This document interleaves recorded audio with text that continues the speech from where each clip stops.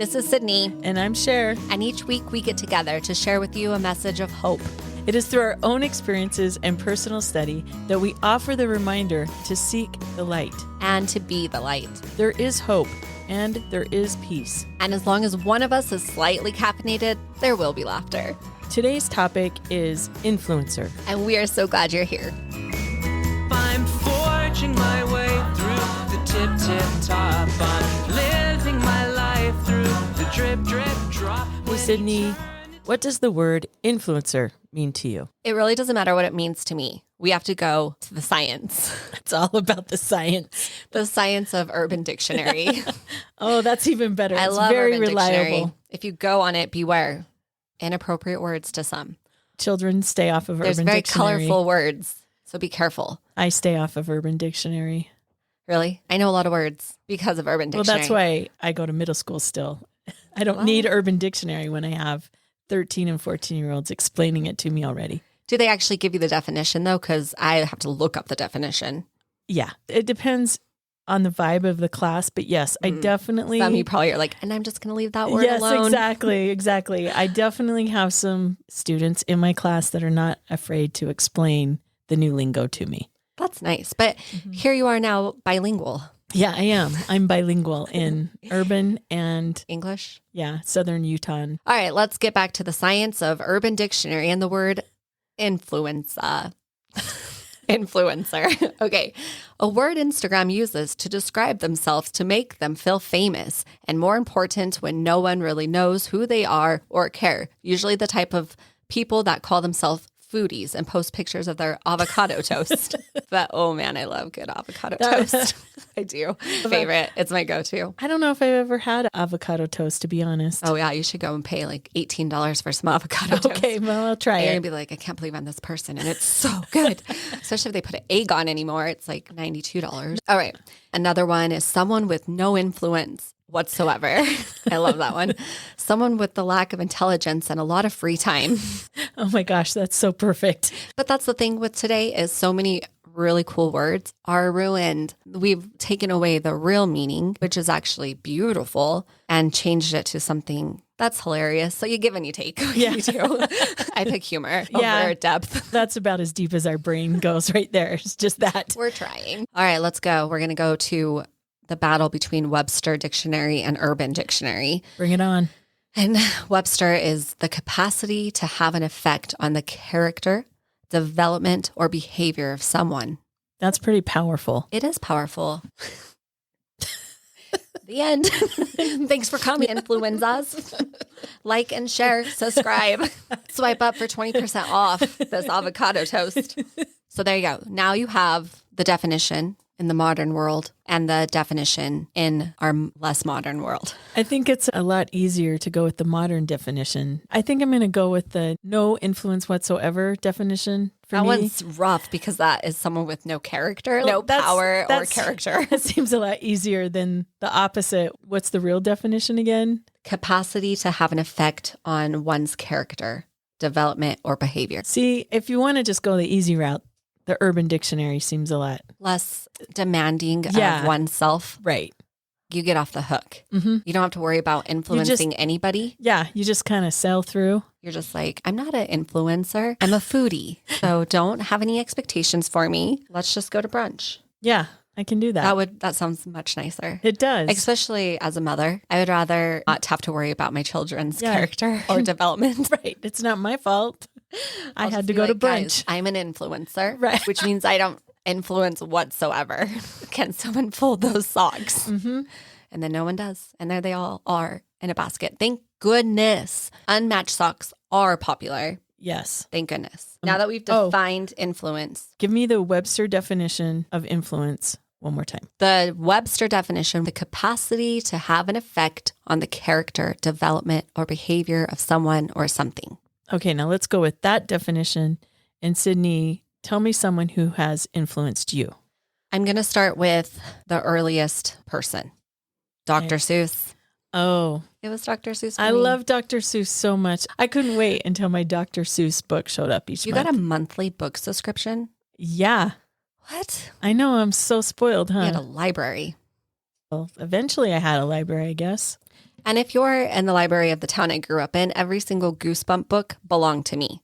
I donated series 1 through 72. Wow, way to My go. grandmas gave them to me over the years when I was younger. Those were my other books, Goosebumps. And your grandma gave them to you and then you gave them away? Well, yeah, because when I moved away, I had all of the Goosebump books and I donated them. I see. I thought you were just like, get rid of this book. I'm like, come on, Grandma, walk over to the library with me because these are getting donated. I don't read. I'm not that type of girl. You devastated your grandma. She's like, please pick up a book. Okay, back to Dr. Sorry. Seuss. Okay. He truly, at a young age, I remember just opening up the book and reading, and it was magic to me. I loved it so much because he used his full creativity. There was a blank page, and he filled it with whatever he wanted with no apology. You needed a word to rhyme with this, but you didn't know. He made one up. He made up characters, stories, and they all had such beautiful messages. How that developed my thought was we are free to create whatever we want, that we have a blank page. And I still to this day love a blank page. I just think it's the most beautiful thing because it could become whatever we want it to become. We could write or draw or paint whatever we want. And it's just a safe place to start. You don't have to share it with anybody, but it's just a beautiful blank page that is yours that could become however ridiculous you want it to be. And I just really appreciated that example at a young age because I had zero confidence. And I began writing poetry because of that. And so I started writing. Oh, that's super cool. Yeah, I just filled up my own blank pages and never shared them with anybody. So one of my influences was my neighbor across the street. I called her Grandma Heisel. Love Grandma Heisel. Grandma Heisel would tell me the best stories. And sometimes when my mom and dad were both at work, when I came home from school, I would go over to Grandma Heisel's, which I loved because Grandma Heisel would always let me have a can of soda and some candy. And we would play checkers together, which, by the way, Grandma Heisel never let me win. She always kicked my butt with no apologies. She just demolished me and said, you just need to get better. So good job, Grandma Heisel. I love that. I know. Anyway, one day when I was young, but I was probably really 25, I realized that Grandma Heisel couldn't be my real grandma. So I asked my Mom, how does Grandma Heisel fit into the family? How is she my grandma? And my mom looked at me and she said, she's not your real grandma. And I started crying. I was so devastated. And I just ran out of the house. I ran across the street. At 25? At 25, yeah, is when I finally figured it out. And I ran across the street and I was like, Grandma, I just have some really bad news. And Grandma Heisel hugged me and was like, tell me what happened. And I said, did you know, Grandma, you're not my real grandma? And this wonderful lady, I'm sure she was laughing her head off. She said, it's okay. We don't have to tell anyone. Oh my gosh, that's adorable. I love her. I know it. So I thought it was our secret. And so I always told everyone, yeah, she's my real grandma because Grandma Heisel was willing to lie for me. And she was my fake real grandma. And honestly, she was the only grandma that I knew because both of my grandmothers died fairly young. She's one of my greatest influences because she showed me what it means to be kind and genuine and just care about somebody else. That was my grandma. She was truly a beautiful soul, inside and out, just loved me because I was her fake granddaughter. I love that so much. It immediately makes me think of my own grandpa, who also was a great influence in my life. And I remember having this moment because I love poetry and I love authors, and I'm very drawn to people who have created something beautiful and or unique and cool. And I was so obsessed with that growing up. Or MTV, also TLC, yeah. MTV, and poetry, and all of it. I just liked the glitter and glam of fame and TV and movies. And I felt so focused on that growing up that it wasn't until I was much older that I thought to myself, who has influenced me the most? And it wasn't someone famous. It was my grandpa, who isn't known by that many people. And then I asked myself, why did he influence me the most? And the answer was because he showed me the most unconditional love. Yeah, that's so beautiful. That's what Grandma Heisel did for me. It was unconditional love. Right. And I think that's an important thing to consider because it's really easy to get distracted with the glitz and glam of the world. But the people who actually influence us are people who are right in our circle, who are unconditionally loving us from their heart. And he was so gentle and loving with me. And everybody felt like Grandpa loved them the most type person. And he was a poor farmer and he wore the same jumpsuit every single day. And he was quiet and slow, but he loved, and you could see it in his eyes. You knew it wasn't fake. It was real. And when we were together, we were together. And he was there giving me attention, talking to me, telling me stories. And if he said, you remind me of your grandma, who I never got to meet, I was on cloud 9. I was like, I have made it. I have made it, because he thinks that I remind him of grandma. And if he married her, she must have been amazing. So I must be amazing too.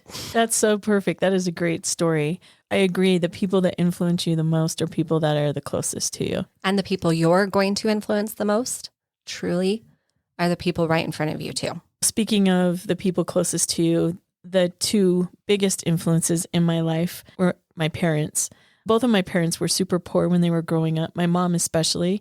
She grew up in the middle of the desert. She lived in between 2 railroad tracks. She didn't have electricity. She didn't have any running water. So she got to use an outhouse. You grew up like Dolly Parton. My mom did. I didn't. Oh, right. Your mom did. Yeah. Are you kidding? I'm a spoiled brat. I need indoor plumbing. Indoor plumbing. I want the electricity. My grandma and grandpa had 8 kids in this small little house, and they were each other's best friends. And that lasted throughout my mom's entire life. Her best friends were her brothers and sisters. They loved being together. They loved laughing together. They loved dancing together. They always had parties. I feel like, especially when I was younger, we were always getting together at least once a month with this ginormously huge family. And I'm grateful for that, because I'm extremely close to my aunt and uncles and my cousins. And that's because that was important to her. And my dad, he also grew up in a poor family, no electricity, no running water. But his story is a little different in that when he was 10 years old, he was playing on a shed that he shouldn't have been on, he and his friends. And long story short, he fell off, hurt his leg, it got infected. A few weeks later, the infection is going to get worse and he is going to go unconscious. He's had a really high fever. They didn't live anywhere near a hospital. And so they had to drive a few hours, and he's going to end up being in the hospital on and off for over a year in this recovery process. And the doctors told him originally that he would never be able to walk without using some sort of assistance, like a crutch or a cane or something like that, which immediately my dad threw down on the floor and began walking everywhere he wanted to. Then it moved to, okay, well, please don't play sports. You're never, ever going to be able to play any sports, which my dad then lettered in baseball and football and wrestling. And he also boxed a little bit. He obviously ignored all of it. He was a great example of just putting your head down and getting something done. But what makes my parents so amazing and why they're my influencers is they spent time with us. So my parents seldom said, I need you to go out and work in the yard. I need you to pull weeds. It was always, we are going to go out and work in the yard. We are all pulling weeds, or we are all shoveling the snow, or we are cleaning the house. Usually my dad exit left on the cleaning the house one. But not only did we work together, they played together. My mom and dad both love sports. And so we played a lot of like softball together. We played football together. We played volleyball together. We went camping together. They loved the outdoors. My dad loved fishing. He loved just being out in nature. So we did so much together. And my parents are definitely my biggest influence because they had time for me and they had time for all of my family. And not just our family. It wasn't just their kids and their grandkids, but it was extended family, aunts, uncles, cousins. They had time for the neighbors. They had time for my friends. They were always the people that were, it doesn't matter how busy we are, we always have time for you. And they showed that they loved us through the time that they spent with us. As a mother with small children, I will say I greatly appreciate this story because it's very difficult to drop everything when you have so much to do. It's easy to forget how important that is. And I'm not the best at it. I'm not the best at saying, let's go pull weeds together. To me, it would be faster to just go and do it myself. Or, hey, we're going to empty the dishwasher. I will just do it, which doesn't serve them in any way. Mm-hmm. And so Ben's been better about having the kids help and teaching them how to do it so they could be self-sufficient. He has the patience for that. And I was surprised because I'm a pretty patient person that it's so difficult for me. But your story really did make me recommit to being better about that to my children. And even this morning, I was trying to finish up a chore and my Titus said, "Could we play a balloon game? I have an idea." And I didn't. I said, "I don't have time right now, but we will." Now I'm going to have to do it because of your story. So thank you for sharing that story, because to see, since you grew up that way and now you're a grown woman, to see how much it impacted you has just really helped me to really commit to being more patient and to be more present with my own children. Because it's true, I said the same thing about my grandpa. What was it? It was that when we were together, we were together. He made eye contact with me. He was there. That was what his time was for. Yeah, he was there in the moment. That's the thing with influence, though, is that you could hear something or see something, and it really can shape your behavior and your character in a positive or a negative way so fast. And there was a time when I was going to church and we had a youth activity, and an artist came in who had painted a very beautiful picture of Christ that we actually grew up seeing as youth at that church building. And so it was pretty exciting that something you saw since you were a small child to now I was probably 13 to meet the creator of something so beautiful. So I was looking forward to this activity. And I remember we were all sitting quietly, reverently waiting for her to come. And she was this tiny little grandma lady that came in with a big smile on her face and sat down in a chair in front of us. And then she crossed her legs and I could see the bottom of her shoe. And there was a $2 price tag on the bottom of her shoe, which meant she bought her shoes secondhand for $2. And as a 13-year-old girl, I thought, here is someone who has an incredible talent, a gift, something that is seen by hundreds of people. And she had other artwork in other buildings. And she, in my mind, was this famous artist living this glamorous life. But she came in so sweet and so humbly with $2 shoes. And I thought, here is a woman who is using her gifts and her talents to showcase Christ. And it was a very important lesson for me at a young age to see how someone used what they had to help others, to lift others, and to be humble. And that was a very short moment in my life, but I've never forgotten it. And it will stick with me forever. We will be influenced by moments, by words, by circumstances, by our entire environment, which means we have to be careful about what we are letting into our environment. That was a great story because I love that image of having this incredibly talented artist just being so humble that she could wear her $2 shoes. That is a huge influence on a young lady that thinks that fame and fortune is where it's at. And to see that humility and cute little grandma, I love that. And I also agree with the environment. We really do need to be careful what we are bringing into our lives, what's coming in and what we're sending out. Right. I did have a thought that no matter what, we are influenced by something. Whether you want to be influenced or not, you are. And whether you want to influence someone or not, you will. Which reminds me of one of my very favorite poems by Ralph Waldo Emerson. It's called Success Formula. To laugh often and much, to win the appreciation of people and the affection of children, to win the respect of honest critics and endure the betrayal of false friends, and to find the best in others, to appreciate beauty, to leave the world a bit better, whether by a redeemed social condition, a healthy child, or a job well done, to know that at least one other life has breathed easier because you have lived. This is to have been successful. I love this poem because when I first started teaching, I think I read this every single day, especially when I got to the little rougher scene and being sworn at every single day. I got a new name for a few months, but every single day I would read this, and I'm going to do everything I can to be a positive influence on these students that obviously need that influence. That line, to know that at least one other life has breathed easier because you lived. I love that because, me too. Like I just said, I think whether you want to influence someone or not, you will. It's just, will you influence them for the better or not? And I actually thought of, this is super embarrassing, but I just went and got my hair done recently. And I said, I think I want to style it different today. I always do the same thing. Do you have a different idea? And she did a waver in my hair. So no. People will know. I have no idea. Used a waver, like a crimper. Okay. Thank you. Go back to the 80s term. Okay. Thank you.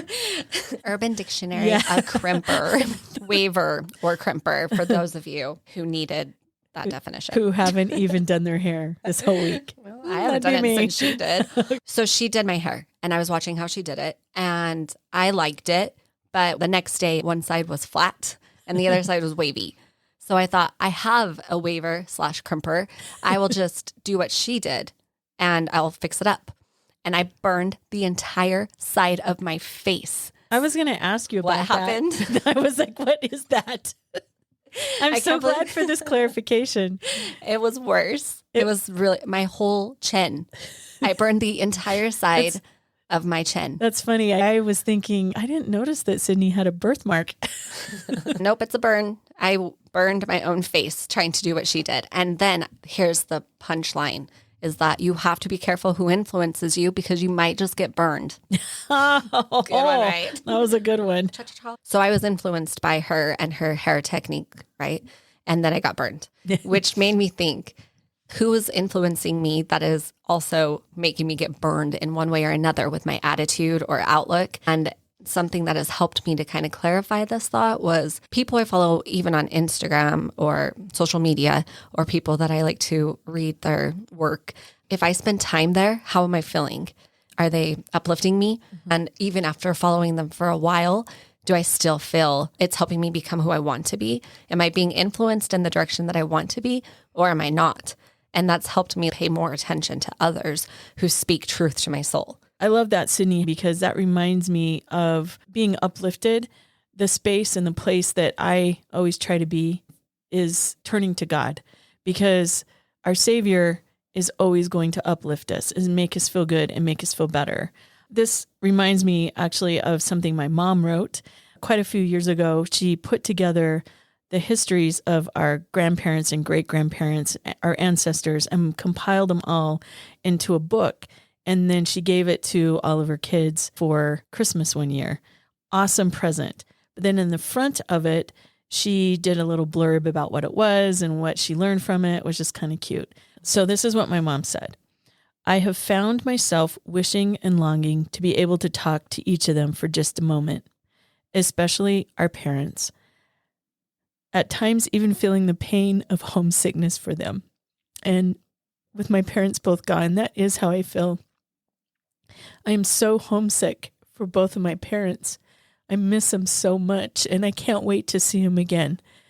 But it makes me turn my thoughts to the Savior. That is how we should be feeling towards him. He is the ultimate influencer. He wants us to long for him, to love him, to miss him, to be with him again. For goodness sakes, he gave his very life so that we could return to live with him again.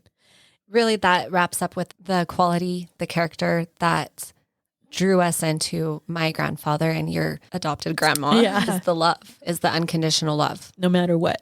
And the real, authentic love, nothing fake, but real. And you can feel that. You know when someone's being genuine. And I feel like the quality that you're talking about with the Savior are two people that influenced us so much, shared the same quality of genuine love. Unconditional love, no matter what. No matter how smart, dumb your choices were, they just loved you no matter what. So let's go to our next question. How can you be the positive influence to others? How can you show that genuine love and kindness to people around you? I'll just repeat this again. This thought that I had is that whether you want to be an influence to somebody or not, you will be.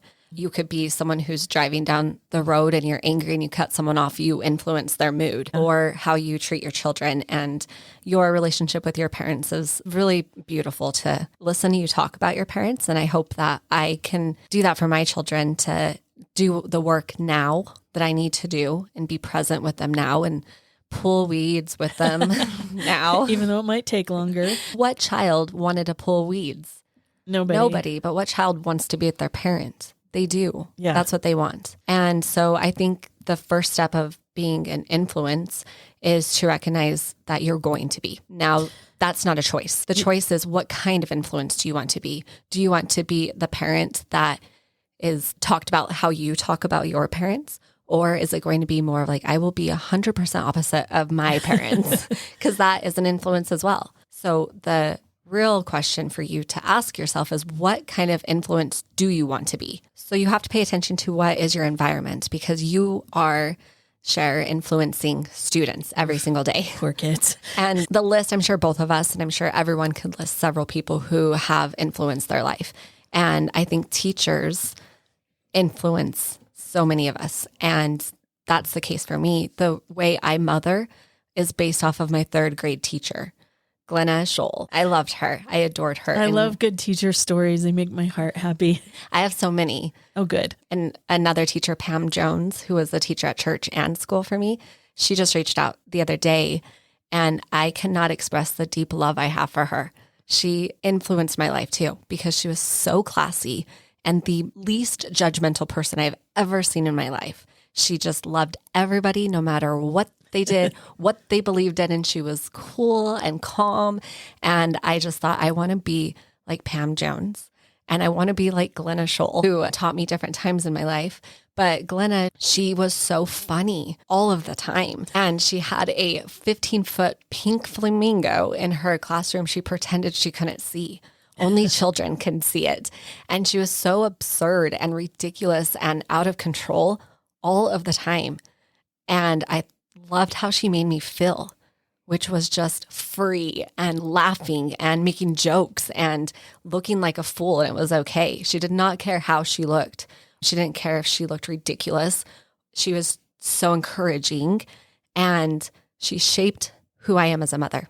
My third grade teacher did, truly to my soul, to the core, because of how loving and fun she was. So I do the same with my children. I'm as ridiculous as Glenna is, because I was with her for my third grade year. So I think teachers, I don't know if they understand the influence they have, but you're away from your home all day, right? As a student, you're with that teacher. And so you really decide what kind of influence do you want to be, because you will be an influence. And some of the teachers are just going to stick out more and influence you more, but you can truly change the direction of someone's life.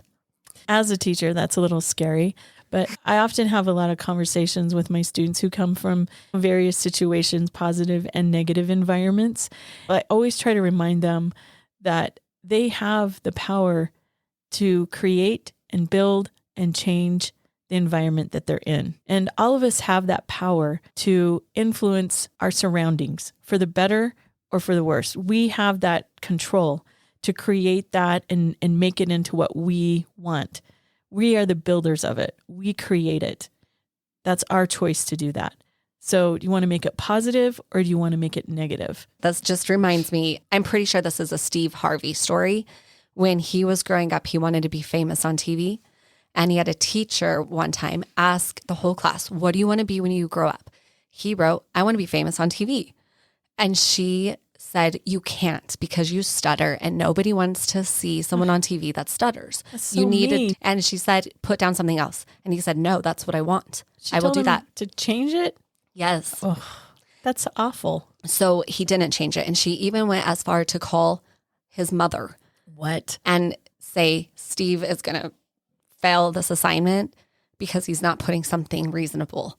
Oh but my then, gosh. It's hurting my heart. So then a substitute teacher came in and had something written on the board and called on Steve, who had been labeled as someone who couldn't read, had learning disabilities because he stuttered, and told him to read it out loud. And he said, I'm sorry, I can't read it. I can't read. And he said, yes, you can. And he waited and he helped him, and he directed him to completing what he had asked to do. And he said, you can do it. So we have two influences right now of someone saying, you cannot do this, and another saying, you can do this, and I will stay right by you until we get it done together. And Steve Harvey is famous on TV, and he sends that original teacher that doubted a new TV every single year to make sure she knows that he is on TV. I love that. That's justice right there. That is so great. When you were talking, it reminded me of when you were talking about your grandpa, my grandma, my parents, and the teacher saying that he could do it. The best influencers, and especially our Savior, are our greatest cheerleaders. They're the ones cheering us on and saying, no, you can do this. Yes, I know it's hard, but you can do it. And they just keep cheering you on no matter what. Through the mistakes, through the good times and the bad times, the successes, they're always there just cheering you on no matter what. We do have to cheer each other on, and not just other people, but ourselves. The other takeaway from that story for me was he knew what he wanted. Mm-hmm. He wanted to be famous on TV. And even when someone said, you cannot do that, he said, oh, I will. And I will be so famous that you get a new TV every year.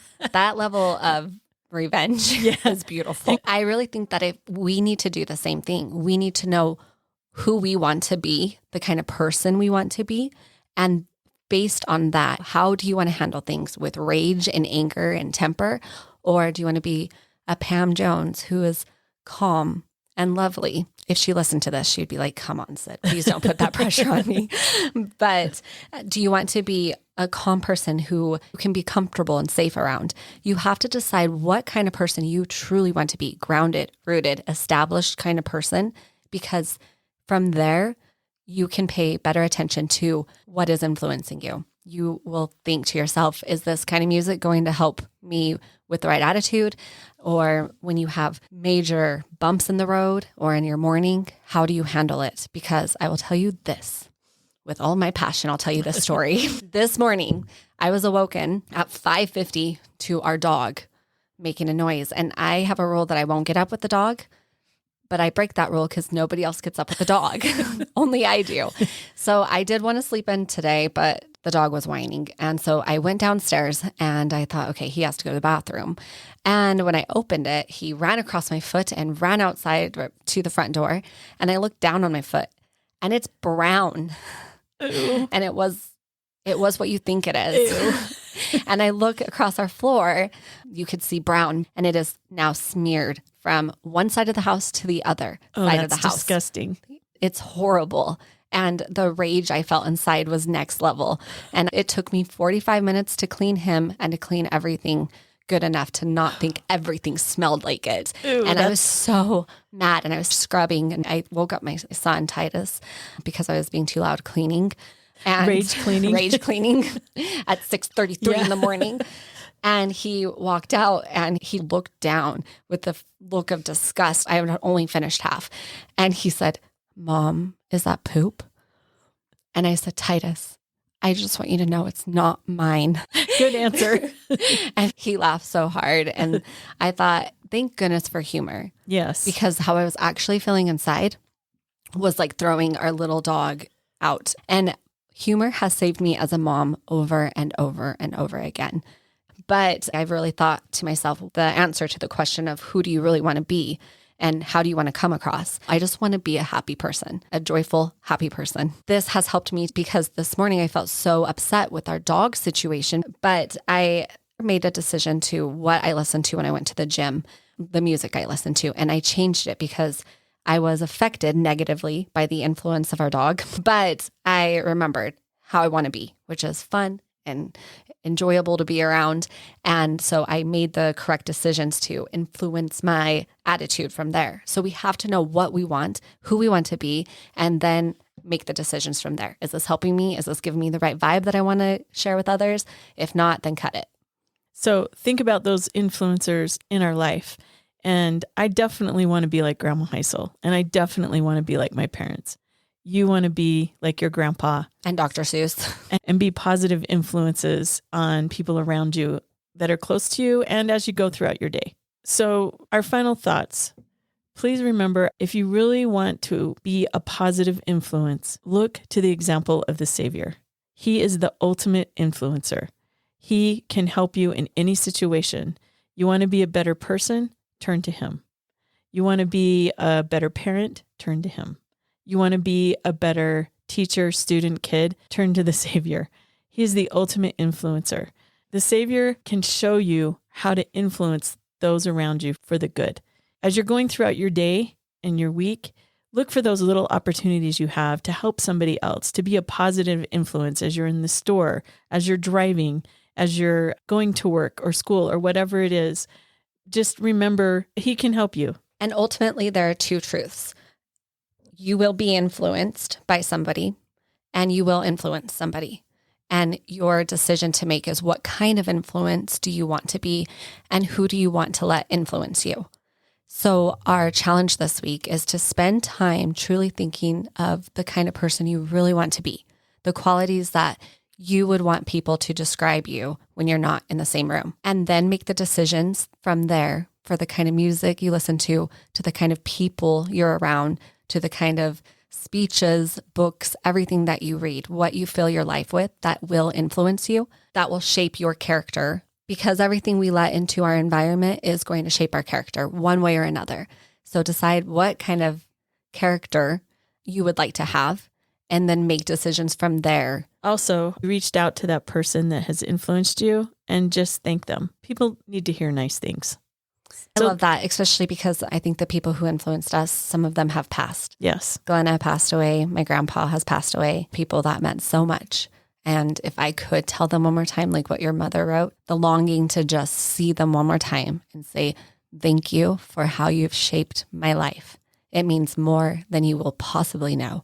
And all of us, we do have the opportunity to thank our Savior for everything that he has done for us and blessed us with. So we all can take that opportunity. And on that note, we're glad you're here. Have a great week.